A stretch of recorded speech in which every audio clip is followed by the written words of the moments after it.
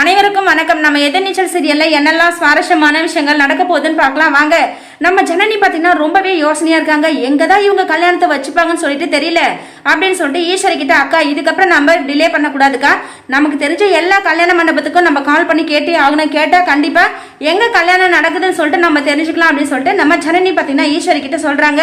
ஈஸ்வரி வந்து, ஆமா ஜனனி நீ சொல்றது கரெக்ட் தான், உனக்கு தெரிஞ்ச இடத்துல எல்லாமே கால் பண்ணி கேளு அப்படின்னு சொல்லிட்டு ஈஸ்வரி சொல்றாங்க. அதே மாதிரி இப்ப ஜனனி பார்த்தீங்கன்னா சந்தேகத்தோட குணசேகரன் எங்க கல்யாணம் ஏற்பாடு பண்ணிருக்காங்களோ அந்த கல்யாண மண்டபத்தோட மேனேஜருக்கே கால் பண்ணி பேசுறாங்க நம்ம ஜனனி.